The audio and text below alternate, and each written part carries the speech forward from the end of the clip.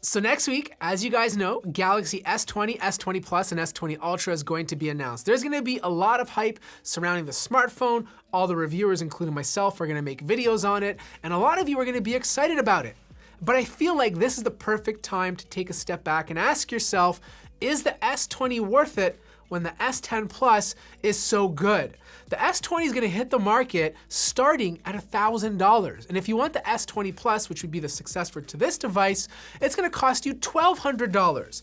And you have to really understand that right now, you can pick up the S10 Plus for $690. Is there $400 to $500 value in the upcoming smartphones? And the short answer is absolutely not. Right now, the hardware in smartphones is so good that the software we're using is really not pushing it to its full potential. Now, I know some of you are saying, Matt, what about 5G? This phone's gonna have 5G, I need it. And the short answer again is you're not.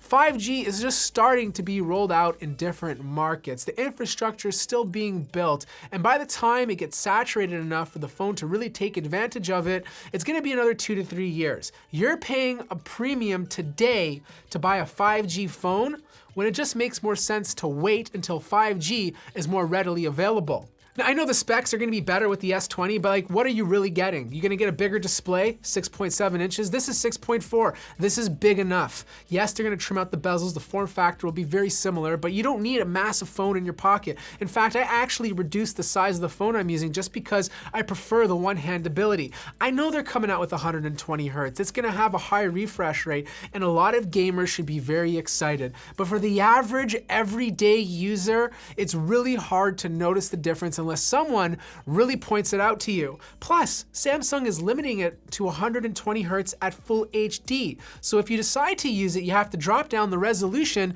which is kind of noticeable on such a big display.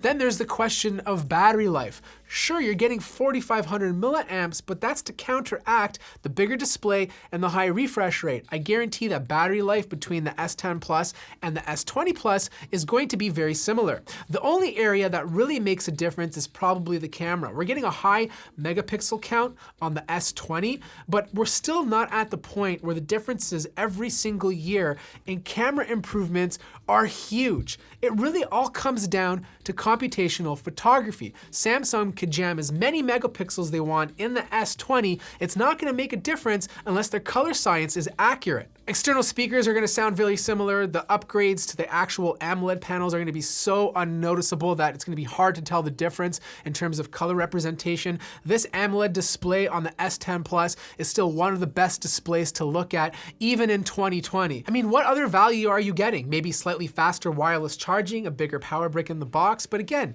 the differences are small. This phone already charges fast enough. The wireless charging is already good enough.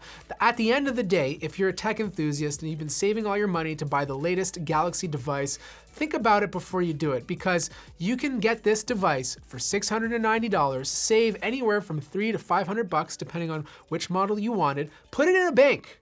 Use this device for the next 2 to 3 years, and once 5G's matured, once foldable display technology becomes a lot more polished, you're gonna have a lot better options then to work with than you do today. Because the differences you're seeing, and this goes for like any smartphone coming out, between all these candy shaped smartphones are so minor right now because the hardware is so good and the software is not pushing it enough. I hope this video helps out a lot of people. Obviously, I'm still gonna review the device. I'm sure it's gonna be a great device, but I hope this takes you a step back and realize that all this marketing we're pushing sometimes sucks people into it and they get carried away. I hope you guys enjoyed this video. Make sure to subscribe to see the full review of the Galaxy S20. Link to the S10 Plus is in the description down below. Like the video if you liked it, subscribe if you haven't already, and I'll see you guys in the next video.